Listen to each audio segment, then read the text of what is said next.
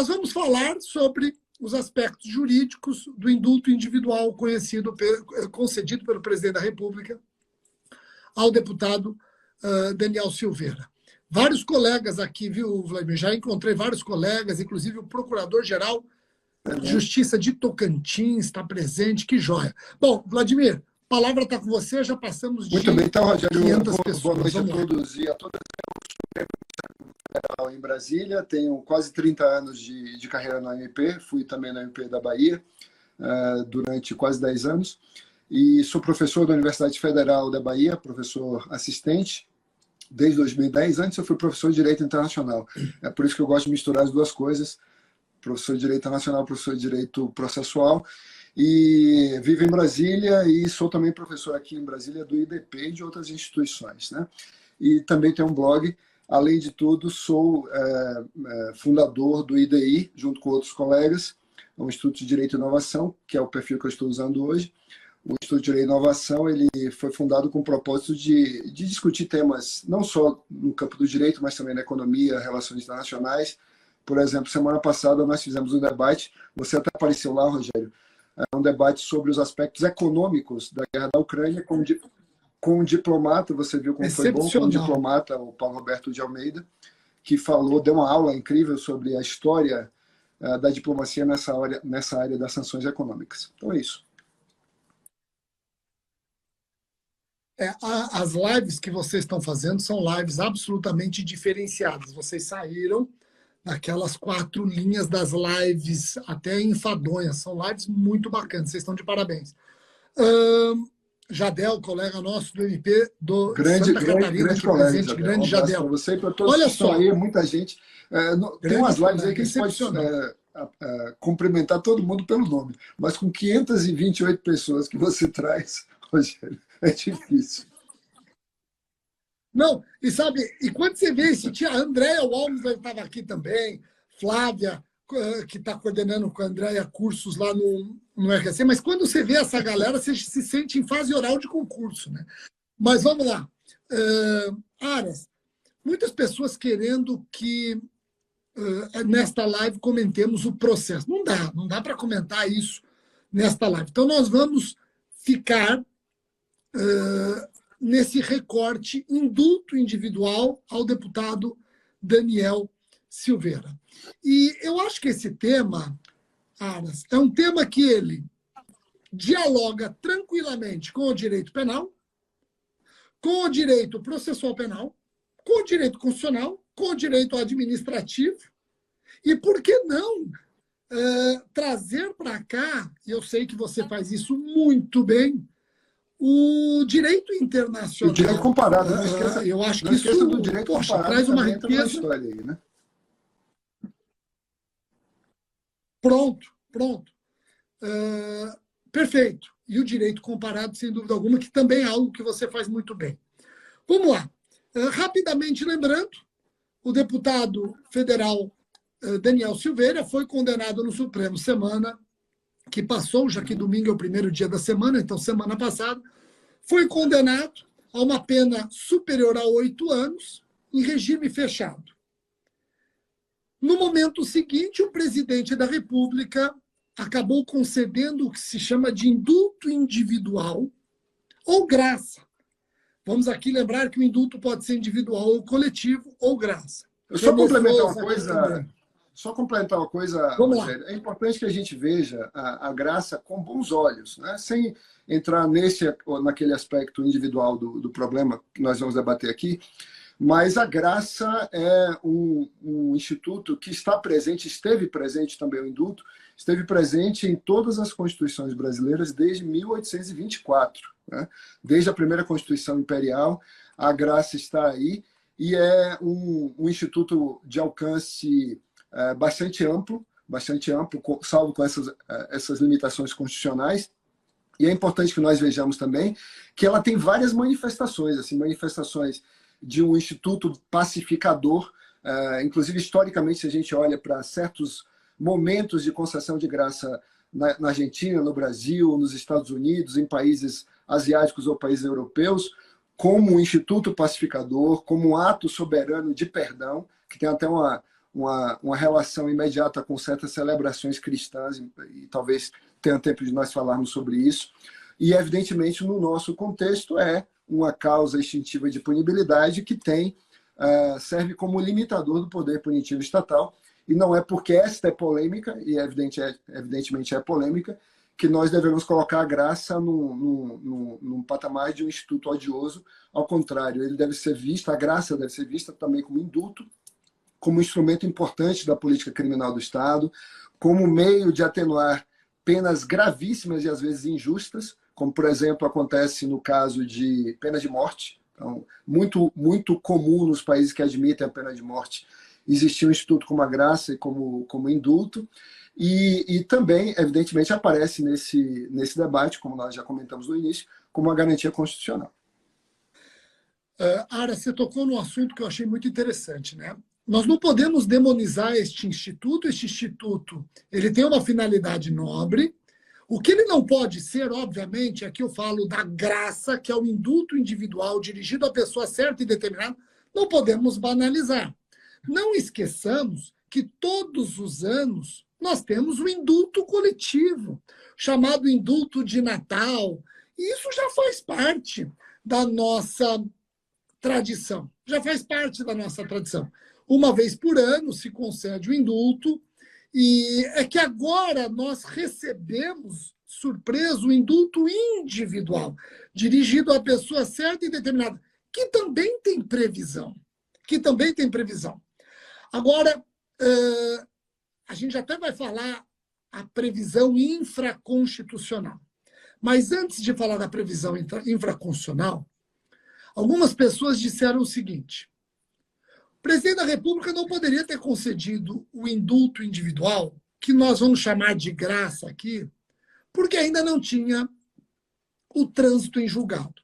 Gente, eu concordo que, tradicionalmente, deve-se aguardar o trânsito em julgado para se perdoar, para se renunciar ao poder de punir ou executar punição. Agora, os indultos coletivos que nós recebemos todos os anos, não sei se você viu, ele normalmente se contenta com trânsito em julgado para acusação, que também não aconteceu no caso do Daniel Silveira, salvo o melhor juízo. Mas eu não vejo aqui, então, Aras, já te passando a palavra, eu não vejo aqui o maior impedimento. Daqui a pouco eu vou chamar de erros, mas, por favor, entendam que erros sob o meu ponto de vista. Eu acho que tem dois equívocos importantes nesse ato do presidente da República. E aqui eu não vou julgá-lo, se ele é. Ninguém aqui, a discussão é jurídica. Agora, então eu não acho que esse trânsito em julgado seja o pecado capital, ou a ausência de trânsito em julgado seja o pecado capital. Você concorda, Aras, não? Eu concordo, Rogério, e examinando a configuração da graça e também do indulto, né? Não dá para separar aqui muito, porque os institutos eles são mais ou menos paralelos. No direito comparado, você vai encontrar exemplos na Argentina. Tem um caso julgado pela Suprema Corte argentina, que é o caso Ibáñez, em que isso foi declarado expressamente. Inclusive, esse caso ele foi invocado pelo ex-presidente Menem, da Argentina, em 1989, para conceder um indulto extremamente polêmico, o indulto pelo decreto 1002 de 1989, foi concedido por Menem a integrantes das Forças Armadas Argentinas, generais, coronéis, que participaram da ditadura militar argentina durante os anos 70 e 80. Então foi extremamente polêmico esse caso, e na invocação, nas considerações para baixar esse decreto, Menem mencionou esse precedente de fato se refere à possibilidade de ampla concessão do indulto, independentemente do trânsito em julgado. Isso também se viu nos Estados Unidos. Eu vou lembrar aqui um caso que todos vocês conhecem, o caso Watergate. Né? Quem gosta de lavagem de dinheiro conhece o caso Watergate por outros caminhos, por causa do follow the money, né? Siga o dinheiro, uma das estratégias investigativas daquele momento. Mas, do ponto de vista do direito constitucional, ali também houve grandes controvérsias depois desse esquema, que é um esquema engendrado pelo então presidente Richard Nixon, de fazer uma escuta dentro do Partido Democrata em Washington. Isso provocou a renúncia de Nixon no começo dos anos 70. E o presidente que o sucedeu, Gerald Ford, no ano de 1974, logo na sequência da renúncia, resolveu conceder um indulto, um pardon, como eles dizem lá, a Nixon, especificamente a ele, então a graça, o que nós chamamos de graça, antes mesmo, veja só, Rogério, antes mesmo de que qualquer ação penal tenha sido iniciada contra ele. Né?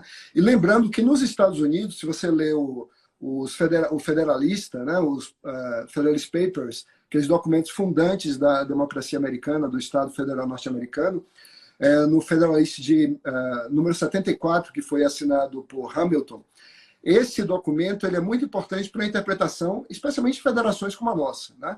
Os constitucionalistas costumam invocar muito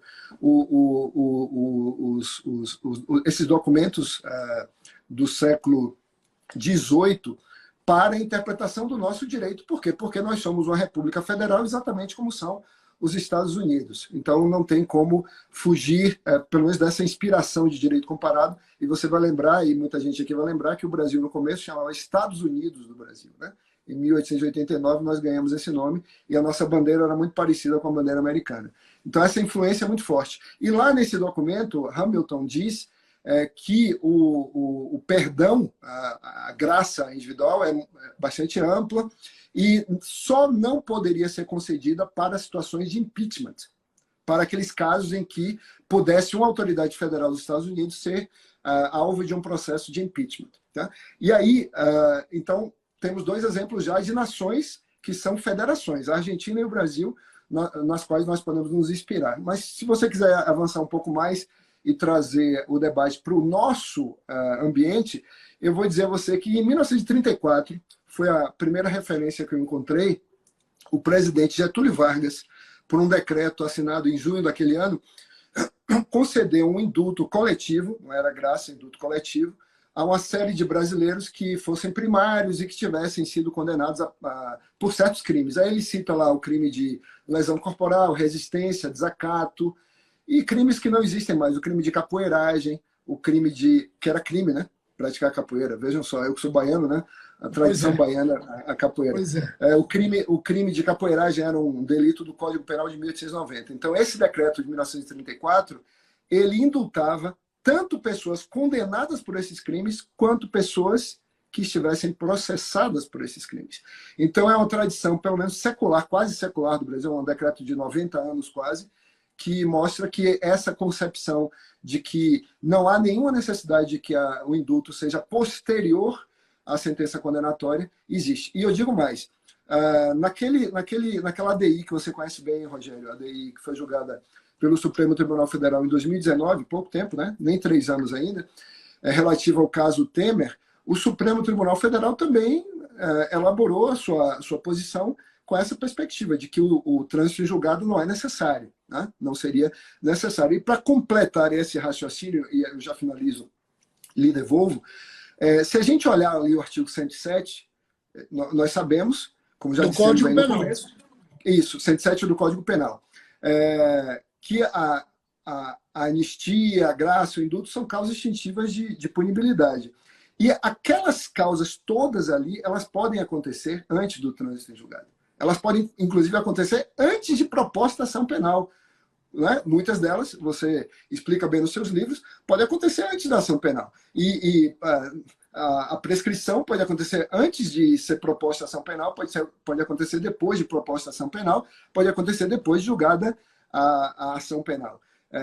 Olhem a lista e vejam se alguma daquelas causas foge a essa regra de tanto antes quanto depois. E eu diria que o indulto e a graça seguem o mesmo padrão.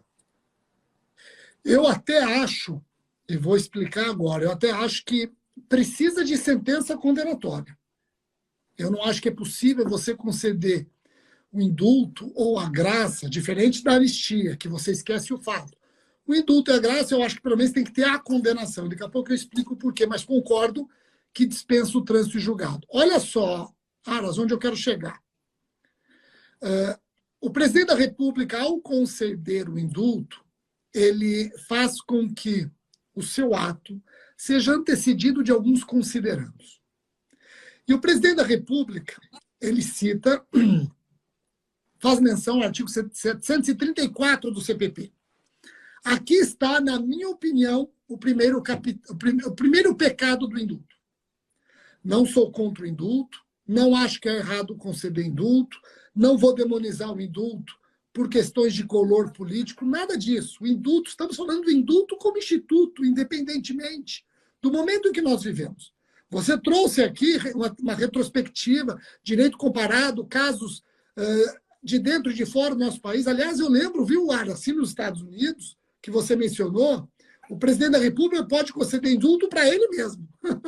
Interessante que ele mesmo pode conceder e indultar a ele mesmo. Você sabe que o ex-presidente Trump concedeu indulto a pessoas muito próximas politicamente dele, né? Bannon e ele avisou, e outras pessoas muito ligadas a ele, né? E ele avisou que se ele fosse implicado criminalmente na invasão do Capitólio, ele iria conceder indulto antes dele deixar a presidência. Então, tem essa previsão. Mas eu não vou comparar, claro, o nosso sistema com o sistema norte-americano. Não é esse o nosso objetivo, mas é um detalhe importante. Agora, veja, o primeiro pecado que eu vejo é o seguinte, citar o artigo 734. Eu gostaria aqui de falar algo que eu não estou vendo ninguém falar, então eu posso estar errado. Você me corrija, Aras. Mas o indulto, ele não podia ter sido concedido, ele não podia ter sido concedido de ofício. Ele tinha que ter... O indulto individual ou a graça, diferentemente do indulto coletivo, precisa de provocação.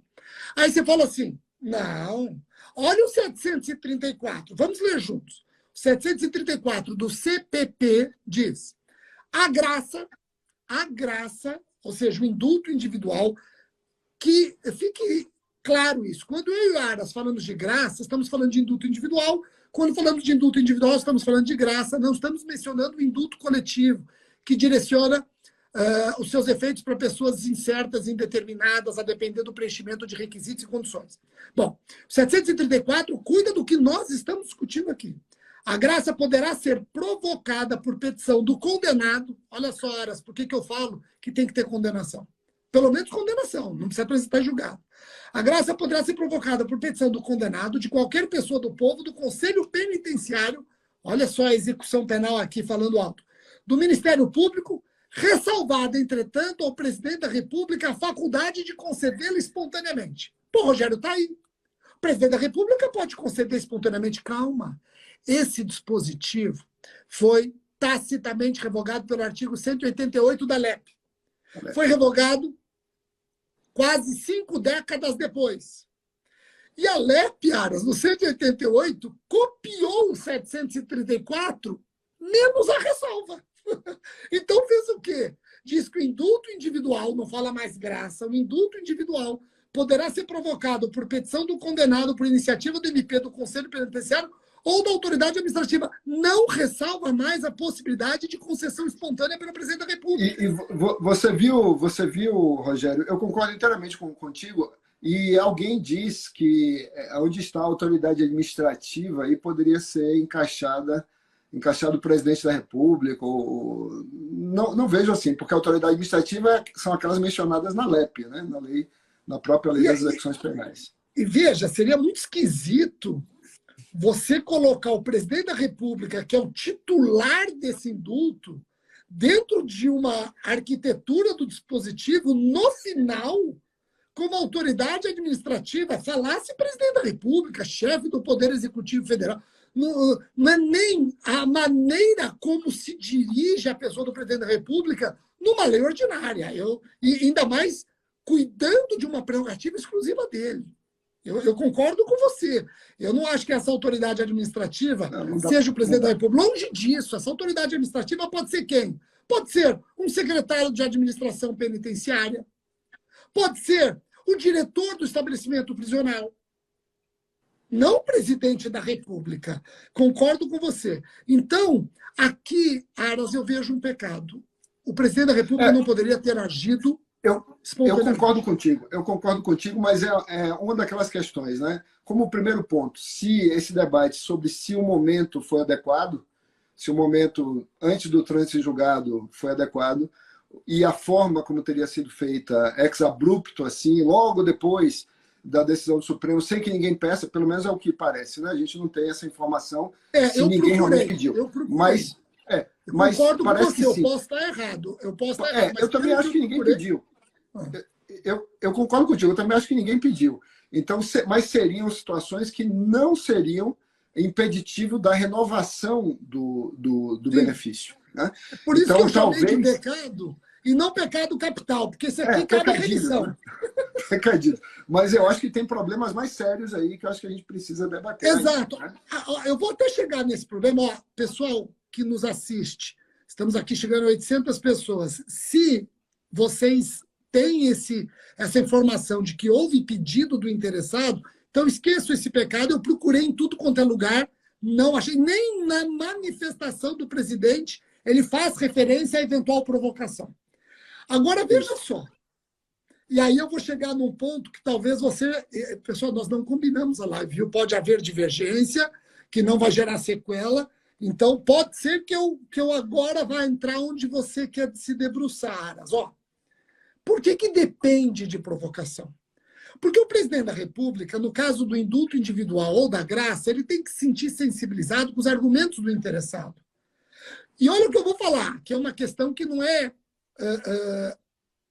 uma questão cartesiana. Olha só, porque, em regra, quando se concede a graça ou indulto individual, o presidente da República entende que aquela pena não é necessária. Ou é excessiva, ou não é mais necessária por conta do evidente arrependimento do criminoso, e por aí vai. Ou a saúde do indivíduo, né? A saúde do indivíduo pode ser um elemento. Perfeito, perfeito. O indulto individual humanitário, perfeito.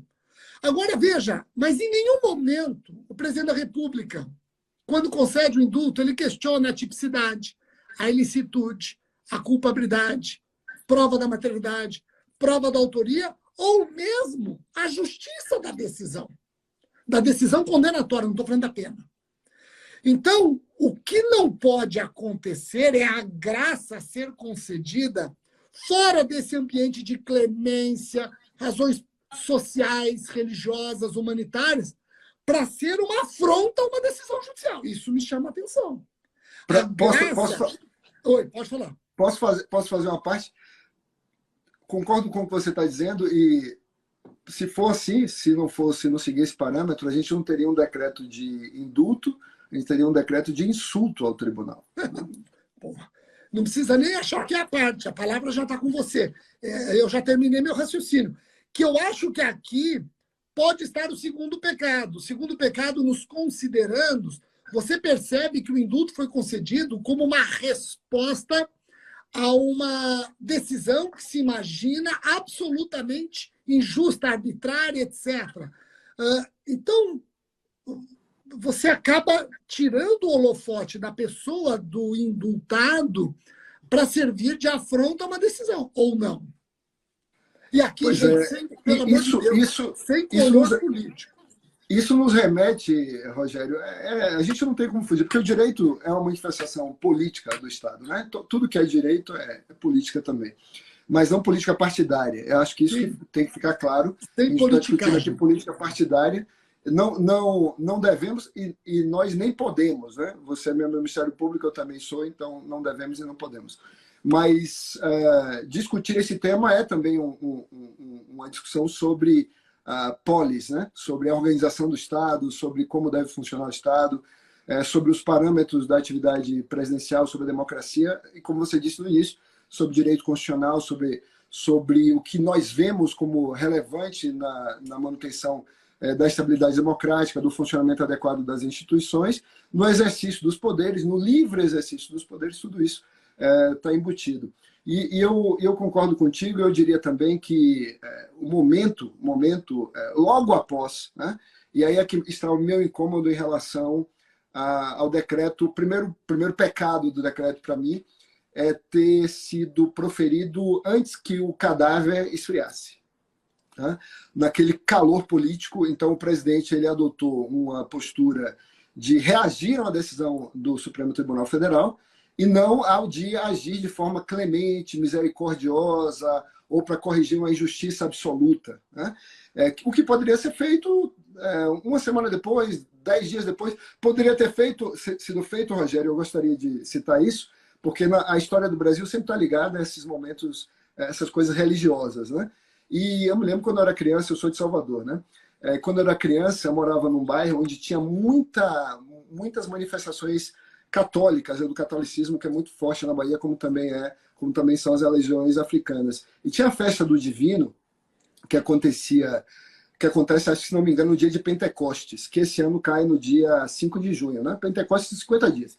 50 dias depois do domingo de Páscoa. Você sabe quando é o domingo de Páscoa e conta 50 dias, aí vem o domingo de Pentecostes. Vai ter gente querendo saber se computa o dia do início, exclui o dia do fim. Boa. Aí eu não sei porque isso é direito hebraico. Isso é direito hebraico, eu não sei. Aí então, muito boa. Aí então, conta os 50 dias. Aí você chega nesse dia de Pentecostes e acontece essa festa. E eu me lembro quando eu era criança que era um garotinho que era nomeado embaixador da festa. E se simbolizava ali um momento de perdão dos condenados. Porque essa festa é uma festa que vem do século XIV em Portugal. E veio para o Brasil com os primeiros portugueses que vieram para cá, no século XVI, né? E é muito comum em estados como Goiás, lá na Bahia também é muito comum. E um momento importante é exatamente esse, do perdão do condenado. E o perdão do condenado aparece ligado às celebrações. Tanto que a gente chama o induto de... Diga aí, Rogério. O induto natalino. Né? Não tem nada a ver com o Natal, mas por essa ligação do brasileiro com a religião, com as religiões cristãs. Então, o induto natalino, que não precisa ser no Natal. E até é bom lembrar que a gente teve na história alguns momentos curiosos em que os indutos foram concedidos, os indutos coletivos. A inauguração de Brasília, JK deu um induto na inauguração de Brasília, então tinha um evento. A inauguração de Brasília, ele disse assim, vamos dar a todos os brasileiros que estão presos e que atendem aqueles requisitos o direito de participar desse momento cívico, a inauguração de Brasília, 21 de abril agora, 21 de abril de 1960. Procurem lá o decreto, vocês vão ver. Está escrito isso no decreto. Comemorar Brasília. Importante. Aí José Sarney, em 88, fez um decreto para valer no dia 13 de maio de 1888 para 1988, para celebrar o fim da escravidão, pelo menos o fim formal da escravidão no Brasil, né? Problema sério que nós temos no nosso país ainda, o racismo institucional. Muito bem. Aí se coloca isso normalmente no dia da independência ou então no final do ano ligando ao Natal. O momento que o presidente da República escolheu foi péssimo, porque parece exatamente um insulto à corte. Não deixou nem o tribunal acabar o julgamento e já iniciou uma reação que poderia ter sido uma reação posterior, lá, quem sabe, no dia de Pentecostes, o dia 5 de junho de 2022, ou no Natal, ou quando fosse mais prudente politicamente fazer isso. Pareceu realmente uma ideia de confronto. Pode não ter sido, mas pareceu uma ideia de confronto em relação ao tribunal e vai de encontro àquilo que você disse há pouco, a questão do trânsito em julgado. Não esperou o trânsito em julgado. Se tivesse sido mais reflexivo nessa concessão do induto, e aqui eu não estou questionando se poderia, se não poderia, o presidente pode fazer isso, né, conceder o induto, a graça, inclusive, mas o momento não foi adequado nessa perspectiva, nessa moldura aí. Uma questão de estratégia. Acho interessante isso que você está falando. Tem gente dizendo que a estratégia foi conceder no dia de Tiradentes. Algumas pessoas pode ter sido. Algumas pessoas fizeram esse paralelo. Comparar esse réu com Tiradentes não dá, né? Pois é. Não dá. Pois é. Tiradentes é um herói da República. Tiradentes é um herói da pátria.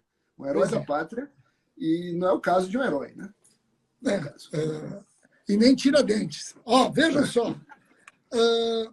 O Aras, um detalhe, porque eu também li muitas pessoas. Você não pode esquecer, né? Isso é importante, isso é um dado, isso é fato, isso é e não tem nada, não tem um juízo de valor. Mas chama a atenção esse flerte com o indulto individual nos últimos anos. Isso começa a aparecer de maneira mais evidente no nosso dia a dia, é que agora eclodiu um caso. Foi o que você falou, ele poderia assim agir e agiu, tudo bem, com algumas questões estratégicas que nós questionamos. Mas não esqueçamos que na eleição de 2018, né? Não tô errando aqui. Na eleição de 2018, em programas de entrevistas e de sabatinas para os jornalistas, a chapa do presidente Haddad, porque eu me refiro à vice na época, ela falou do então candidato a presidente, a Manuela Dávila. Ela disse no Roda Viva, se nós formos eleitos, vamos conceder indulto ao presidente Lula. Então, vejam, não é algo que você falou, isso aí faz... Não, isso é uma coisa que já existe e já tinha esse flerte. Eu lembro direitinho, Roda Viva, e a chapa do Haddad dizendo que se ganhasse, iria conceder o indulto individual à graça. Então, veja, é um instituto que existe, o que nós não podemos é banalizá-lo. Posso comentar uma coisa sobre isso? Pode, por favor. Veja só, eu fiz até um fio no Twitter sobre isso. O que a gente está discutindo aqui, na verdade, é o seguinte: se esse poder discricionário do presidente, ele é ilimitado. Que é ilimitado, ele não é. Isso nós já sabemos. Por quê? É um poder discricionário? É um poder discricionário do presidente, um poder supremo. Inclusive, quando você lê os precedentes internacionais e também documentos como o Federalista, você vê ali que o presidente é colocado como o primeiro magistrado da nação. Inclusive, se usa essa expressão, primeiro magistrado da nação. E que nós devemos nos acostumar que faz parte do sistema de justiça o papel do presidente como último magistrado, que pode perdoar qualquer condenação, desde que a Constituição não proíba, qualquer condenação proferida pelo Poder Judiciário. Isto é um fato. Agora, esse poder é um poder incontrastável, é um poder insindicável, aí já são outras questões. Porque a própria Constituição tem suas limitações expressas, e a gente já falou disso logo no início, você mesmo trouxe esse ponto, dos crimes hediondos e equiparados a hediondos. Então, é uma lista que pode ser, inclusive, como você bem sabe, Rogério, acrescida pelo legislador ordinário. A lista dos crimes hediondos. Então, a proibição da graça, o campo da graça, ela pode ser restringido pelo legislador ordinário, uma vez que a Constituição diz que os crimes hediondos serão listados em lei. A Lei 8.072, ao longo desses 32 anos, né? 32 anos de vigência, foi muitas vezes ampliada, né? Com novos incisos, inclusive agora, com a alteração dos últimos anos agora. Né? Muito bem, então isso é um fato. Agora, nós precisamos perceber se o presidente da República ele cumpre os deveres constitucionais do cargo na medida em que ele, por exemplo, tente agraciar alguém que seja autor de crime hediondo. Não. Aí o Supremo pode dizer, você não pode fazer isso. Você não pode fazer isso. Agora, um segundo aspecto, o presidente da República poderia agraciar quem atentasse, para a coisa ficar bem clara, contra a integridade territorial do país ou contra o Estado Democrático de Direito diretamente. Você tem um livro sobre isso, você pode falar melhor do que eu. Seria compatível com o modelo constitucional uma autorização do presidente para liberar da cadeia alguém que tenha, por exemplo, cometido crime contra a humanidade? Não está na lista. Não está na lista. Não é crime hediondo. Mas deveria ser, né? Crime contra a humanidade deveria ser crime hediondo. Por que não é? Porque a gente não tem ainda uma lei de crimes contra a humanidade. Um aparece lá, o genocídio, né? O genocídio aparece entre os crimes hediondos. Mas, assim, daqueles crimes que estão no Estatuto do Tribunal Penal Internacional, nós só temos o crime de genocídio. E ele está entre aqueles que não podem ser alcançados pelo indulto e pela graça. A gente poderia dizer que outros crimes contra a humanidade ou crimes de jus cogens são inalcançáveis pelo indulto? Eu acho que sim. E se você me permitir, depois eu lhe devolvo a palavra agora para não falar muito, a gente comenta o caso Fujimori. O caso Fujimori é um caso interessante. Não, eu só vou fazer um comentário e já te devolvo. Até para externar uma posição que você já conhece, essa minha posição, você dela discorda e com argumentos muito interessantes. Nós temos aqui uma divergência. Mas quem tem livro é você, eu não tenho livro. Quem tem livro é você. Você que é o doutrinador. Não, mas eu veja sou só. Opinador. Não, mas nós já fizemos um debate sobre isso, e eu fiz um debate também outro dia com o Luiz Carlos, e quem discorda de mim tem argumentos muito interessantes, e respeito todos. Fizemos direito, não fizemos matemática. Mas por isso que eu bato na tecla, eu e o Ricardo Silvares, que você conhece bem, que esses crimes contra o Estado Democrático de Direito não têm que ser considerados crimes políticos.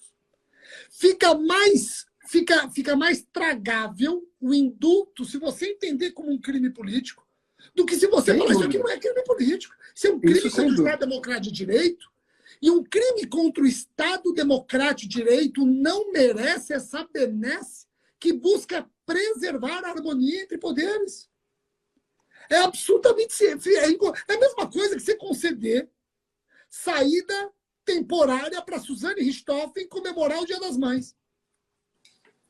Sabe? É uma coisa absurda. Esse é um ponto muito bom, Rogério. E aí a gente teria que fazer essa distinção entre limites expressos, esse todos nós conhecemos, e limites implícitos. E também pensar na questão da legalidade penal estrita, né? Porque se a gente está diante de um instituto que é de natureza penal, né? Na verdade, tirar o direito punitivo, capacidade do Estado de punir, se nós poderíamos ter interpretações ampliativas aqui nesse campo, né? De todo modo, tem doutrina sobre isso, sobre, mesmo quando não previsto na legislação interna do país, ou mesmo na lei fundamental, de vedações à graça e ao indulto quando digam respeito a crimes contra a humanidade. Crimes que poderiam levar a sanções, responsabilização internacional do Estado. E aí, já que você me devolveu a palavra, eu vou mencionar aqui rapidamente o caso Fujimori. Não estou dizendo, nem pretendo dizer que o deputado em questão cometeu crime contra a humanidade. O que a gente está discutindo são os contornos do Instituto. Tá? Os limites. Se tem limite, não tem limite. E com isso eu quero mostrar que há limites implícitos, o que pode ser estendido para outras situações, fazendo a ressalva aqui, falando agora como advogado do diabo, fazendo a ressalva de que estamos tratando de um instituto que, para mim, tem índole penal, constitucional penal, e que deve ser visto também por esse critério liberal, né, critério liberalismo, de legalidade. Né? Legalidade penal estrita. Né? Ok, feita essa introdução, eu diria que casos como o caso de Fujimori, para quem não sabe que caso eu vou mencionar, o caso do presidente peruano Alberto Fujimori, que... Atualíssimo, né? Atualíssimo. Isso, atualíssimo. Ele cometeu, embora os crimes que ele cometeu tenham sido dos anos 90, o caso atualíssimo está se desenrolando ainda em 2022. Então, em 1992, ele deu um autogolpe. Era um ditador, um presidente eleito, que se tornou um ditador. Né? Deu um autogolpe, ele derrubou, fechou o Congresso e se tornou presidente com mão de ferro no Peru. E nesse contexto, pouco antes desse autogolpe de 92, em 91, aconteceu no governo dele um massacre numa localidade em Lima chamada Barrios Altos. E logo depois aconteceu uma série de crimes e sequestros numa universidade chamada La Cantuta. Esses dois nomes, eles entraram para a história do direito internacional de direitos humanos. O caso Barrios Altos, bairros altos em português, e o caso La Cantuta. Foram julgados pela Corte Interamericana, 2006, 2007, por aí, não lembro os anos, mas no início já do século XXI, casos da Corte Interamericana de Direitos Humanos. Eu sei que vocês estudam isso, peço seus alunos aí, Rogério, 700 pessoas assistindo, e é importante dar uma olhada nesses casos lá no site da Corte Interamericana. O que é que aconteceu lá? Tinha um presidente, isso chamou a atenção para o nosso caso aqui, tinha um presidente chamado Pedro Pablo Kuczynski, que foi presidente do Peru, se envolveu em caso de corrupção, e ele, para evitar o impeachment, no final do ano de 2017, ele já estava numa situação pré-impeachment, ele fez um ajuste político com o Fujimorismo, que eram os apoiadores do presidente Fujimori, que tem filhos na política. Né? Foi presidente e continua está preso no Peru, mas tem filhos que estão na política. E aí esse ajuste político, segundo os analistas peruanos, serviria para evitar o impeachment de PPK, que ele é conhecido como PPK. Muito bem, esse presidente peruano escapou do impeachment por poucos votos e logo depois ele deu o indulto, a graça, que nós chamamos de graça, a Fujimori. Isso gerou uma reação judicial, vejam só, dá indulto àquele que foi condenado por crimes contra a humanidade. E aquele sujeito que foi responsável por dois casos, nos quais o Estado peruano foi condenado pela Corte Interamericana em São José, na Costa Rica. O que é que acontece na sequência? Questionamentos judiciais contra esse ato, e aí, porque a motivação dele teria sido não a declarada, mas uma motivação com uma falsa motivação do ato administrativo. Você disse no início que isso aqui também é um debate, talvez não nosso, né, sobre direito administrativo, né? E de fato Um total desvio de finalidade. Isso. E aí o que é que acontece? A corte, os tribunais peruanos dizem, cancelaram o indulto. Dois tribunais, se não me engano, dois órgãos judiciários peruanos cancelaram esse indulto. Ele recorre em habeas corpus, na verdade, impetrou um habeas corpus na Suprema Corte do Peru, do Tribunal Constitucional do Peru, e o Tribunal Constitucional do Peru concedeu a ordem a ele, mandando o governo peruano validar o indulto. Isso criou uma controvérsia quanto ao cumprimento da sentença, das duas sentenças interamericanas, contra o Peru, porque o tribunal lá em Lima disse assim, peraí, existem os deveres de investigar, processar e punir crimes contra a humanidade, crimes graves. Vocês cumpriram o dever de investigar, vocês cumpriram o dever de processar, vocês cumpriram o dever de punir, mas não todo. Porque o dever de punir envolve não só o julgamento, como a execução penal. Então, peraí, deram uma medida cautelar, e agora, no começo desse mês, agora dia 8, dia 6, primeira semana de abril de 2022, a Corte Interamericana de Direitos Humanos disse, supervisionando o cumprimento da sentença, disse que o Tribunal Constitucional peruano e as autoridades peruanas não deveriam cumprir a decisão do Tribunal Constitucional. Então, por quê? Porque conforme o direito internacional, conforme o que se vê nos tratados internacionais, conforme o que se vê no direito comparado, esse tipo de criminalidade não pode ser anistiado, não pode ser nem anistiado por lei do Congresso, não pode ser agraciado e não pode ser alvo de indulto. E aí eu volto para o caso que eu acabei não comentando, o caso Batiste, porque você mencionou a intenção da campanha do ex-candidato Haddad de anistiar eventualmente o presidente Lula, que estava na época preso, agraciar o presidente Lula, que na época estava preso. Eu lembro que, quando nós discutimos o tema da discricionariedade, nós não estamos só discutindo em relação ao poder punitivo do Estado. É disso que a gente está falando, né? Discricionariedade do presidente em relação ao poder punitivo do Estado, que vem por meio de graça, vem por meio de indulto, vem por meio de manifestações no campo extradicional, que você sabe que é um campo que eu gosto muito. Então, eu não poderia deixar de mencionar, já que você trouxe isso ao debate, o caso Cesare Battisti. Porque ali nós tínhamos, olha o que nós tínhamos ali. Nós tínhamos uma pessoa que, durante os anos tumultuados, os anos 70 italianos, né, ele foi responsável por 4 homicídios e foi condenado pelas instâncias italianas, judiciárias, por esses 4 homicídios. E recorreu a tribunais de outros países, fugiu para a França, perdeu, tentou recorrer à Corte Europeia de Direitos Humanos, perdeu, veio parar no Brasil. Veio parar no Brasil e o Supremo Tribunal Federal disse, pode extraditar. Pode extraditar porque não se trata de crime político, você estudou o caso. Não se trata de crime político, é um caso de homicídio no contexto de terrorismo. Né? Ele tinha uma organização, ele participava de uma organização chamada PAC, Proletários Armados contra o Comunismo, se não me engano. E o Supremo autorizou a extradição. O que é que o presidente Lula fez em 2010? Eu tenho um texto no meu blog sobre isso, blog do Vlad, né? Vocês procurem que vocês vão achar o texto.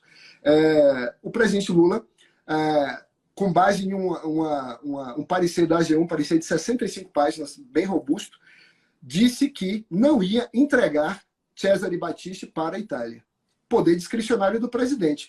O que é que o governo italiano faz no pedido extradicional? Vem uma petição avulsa da Itália, na extradição de Battisti, pedindo que o Supremo não permitisse aquilo. O que é que o Supremo diz? O Supremo diz, não, isso é poder do presidente. Isso é o poder do presidente. Então, para mim é a mesma coisa. Eu vi gente aí dizendo que esse exemplo não cabia, porque seria comparar coisas diferentes. Na verdade, é a mesma coisa. Porque você está comparando a discricionariedade que existe no indulto e existe nesse caso. Exatamente. A discricionariedade do presidente para interferir em quê? Em uma decisão definitiva de um tribunal. No primeiro caso, no nosso tribunal. No segundo caso, no tribunal de uma nação estrangeira mais amiga com a qual nós temos tratados de cooperação. Então, é um regime jurídico entremeado, um regime jurídico que é coordenado e, portanto, a discricionariedade também importa aqui. E a mesma discricionariedade que apareceu na decisão do Supremo Tribunal Federal em relação ao decreto do presidente Temer. Eu achei o exemplo não só pertinente, como bastante didático, porque todo mundo conhece o caso e basta você ver toda essa sequência, você vai entender aonde está a discricionariedade do presidente da República. Vlad, para não tomar todo o teu domingo, tem um ponto só que eu queria encerrar aqui, que é uma divagação minha. Por que o Supremo determinou a perda do mandato do deputado Daniel Silveira? Determinou porque o Supremo ele acabou ficando com uma orientação que já está pacificada na corte. Se a condenação do parlamentar não tornar incompatível o exercício da função ou do mandato, então quem vai decidir se perde ou não perde é a casa respectiva, a casa de leis respectiva. Agora, se a condenação por si só é incompatível com o exercício do mandato, por exemplo, regime fechado, aí não precisa da deliberação da casa, o Supremo já determina este efeito da condenação. E foi o que aconteceu, chegou-se numa pena de tal monta, o quantum da pena ultrapassou 8 anos, regime fechado, o Supremo determinou a perda do mandato. Bom, esse é um introito, Vladimir. Por quê? Porque agora nós sabemos que o indulto ele extingue o efeito primário da condenação, que é o cumprimento da pena, mas não extingue os efeitos secundários. Então, o deputado Daniel Silveira está inelegível na próxima eleição. Isso agora, na minha opinião, com certeza. Isso, na minha opinião, com certeza. Sem dúvida. Mas olha onde eu quero chegar. Eu quero chegar aqui, ó. Mas e a perda do mandato? Será que não precisa de deliberação da casa? Por quê? Porque, em tese, aquela pena que era incompatível com o mandato, ela não será cumprida. Então, se ela não será cumprida, ele pode exercer o mandato. Então, perde força essa perda do mandato e tem que ser deliberada pela casa. Então, eu vejo o Congresso, o presidente do Congresso, o presidente da Câmara, dos deputados, Lira, dizendo que vai questionar no Supremo, que é a Câmara dos Deputados que tem que decidir, e vem um indulto dizendo, olha, não vai ter pena privativa de liberdade para cumprir, que era o fundamento para que esta perda não fosse deliberada na Câmara. Não sei se eu fui confuso. Não foi confuso, não. Deu para entender perfeitamente. Eu tenho certeza que os 714 pessoas que estão vendo entenderam perfeitamente. E eu concordo contigo. Isso aqui é por tua causa, viu? Isso aqui você pode ter certeza. Rogério, é por sua causa, com certeza. Esse tema, você sabe, é um tema muito interessante e a culpa da confusão não é sua nem minha, a culpa é do Supremo. O Supremo já foi e já voltou nesse tema. Né? O Supremo já impôs 3 vezes a perda do mandato, e já voltou para trás e disse que não, que é a Câmara. Agora tem que decidir um caso como esse, e você sabe que tem uma expressão muito interessante que vem dos Estados Unidos também, que os casos difíceis, eles produzem um direito ruim, uma solução jurídica ruim. Então agora nessa confusão vamos ter que, nessa instabilidade, nesse conflito nesses ataques à Suprema Corte, né, no momento em que a Suprema Corte está sendo atacada, isso não é admissível, isso não é admissível. Uma coisa é nós criticarmos as decisões. Você já criticou, eu já critiquei. Critiquei, inclusive, o Supremo quando instalou o inquérito lá, aquele inquérito do fim do mundo, aí em 2019, quem quiser procurem ter um texto meu criticando o Supremo por isso, porque eu acho que não cabia aquele inquérito. Esse inquérito contribuiu para colocar o Supremo no meio do embate político, isso não é bom, o Supremo tem que ficar equidistante dessas questões políticas entre as discussões do Congresso com o presidente da República. Então, o fato não é criticar o Supremo. Todo mundo pode criticar o Supremo, decisão judicial se cumpre, se recorre e se critica. Né? E se critica também. Nós podemos criticar decisões tranquilamente, porque isso aqui é uma democracia. O problema é incitar violência contra ministros do Supremo, incitar violência contra juízes, incitar não estou dizendo que o deputado fez isso, incitar atividades terroristas ou incitar a morte de alguém. Isso não é admissível e não é acobertado por liberdade de expressão nem por outra liberdade qualquer. Claro que temos aí diante de nós um tema constitucional relevante, que é o tema da liberdade parlamentar, a imunidade parlamentar, mas esta liberdade como qualquer outra, esta imunidade como qualquer outra, nenhuma delas é absoluta. Então, não se pode tolerar que haja incitação de violência contra a corte ou contra ministros da corte, ou que se sugira isso, ou que se instigue isso, ou que alguém venha fazer isso. Isso eu acho que não há controvérsia quanto a esse ponto. O que me chama a atenção é que, no ponto específico que você traz, esse vai e vem é um vai e vem deletério. Já mostra a instabilidade do posicionamento da corte, como, aliás, se viu naquele tema do duplo grau. O tema do duplo grau também foi assim. Até 2009 era uma coisa, em 2009 mudou para o outro lado, em 2016 mudou para o outro lado, em 2019 mudou de novo para o outro lado. E quem sabe se não vai mudar de novo. Então, essa instabilidade de certos julgados do Supremo Tribunal Federal é também deletério para a operação do sistema, para a operação do Ministério Público, para a operação dos advogados, para a operação das atividades da Defensoria, da Polícia e, obviamente, das estruturas estamentais do Poder Judiciário. E, claro, para o cidadão que quer segurança jurídica. Mas nada disso eliminará, nenhuma observação dessa eliminará o problema que está posto. O Supremo deverá decidir, a partir dessa provocação feita pelo presidente da Câmara, Lira, quem é que tem a última palavra nesse aspecto, se o tribunal ou se eles. E quanto à inelegibilidade, Rogério, já que você tocou no ponto, eu não teria dúvida quanto a ela. Né? Nós podemos ter dúvida quanto à inelegibilidade em relação ao artigo 15, inciso 1º, né? Do ponto de vista da suspensão dos direitos políticos. Artigo 15, inciso 3º, desculpe. Inciso 3.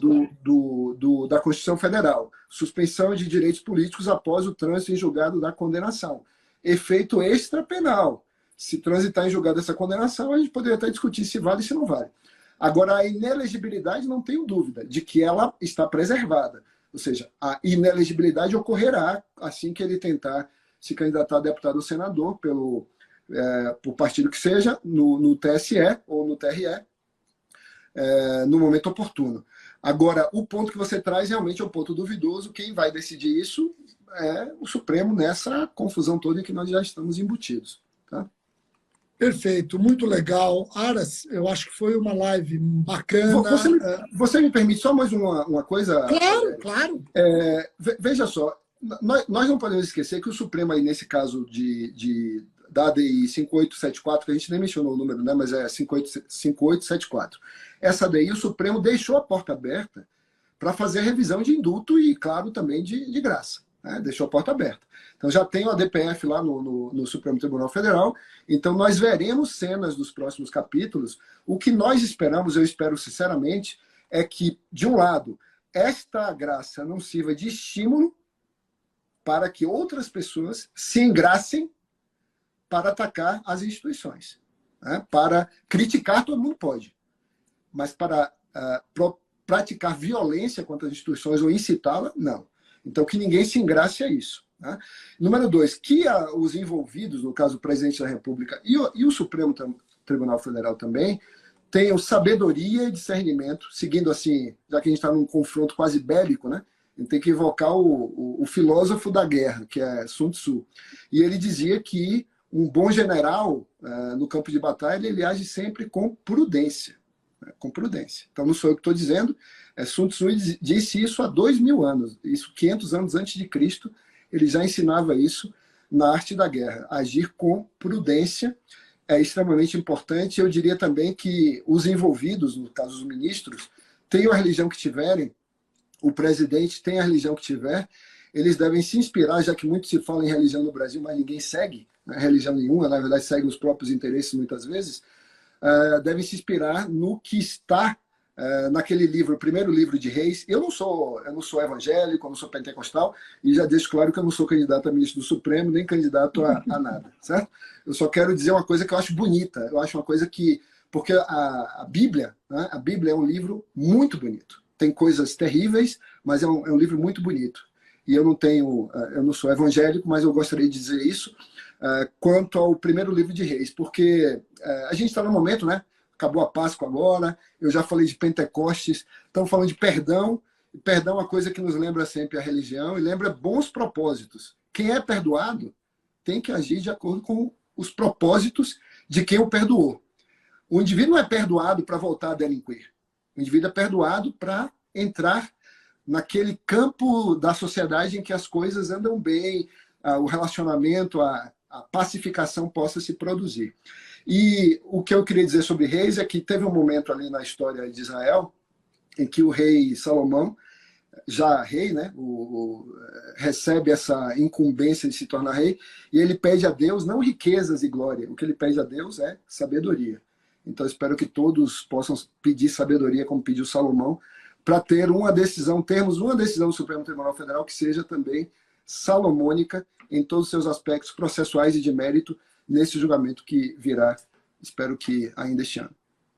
Uma decisão suprema. E lembrando que aquele que é perdoado porque demonstra sincero e honesto arrependimento. Isso eu não tenho visto. Bom, mas vamos lá. Aras, muitíssimo obrigado. Foi uma live, eu adorei, aprendi muito, como sempre aprendo.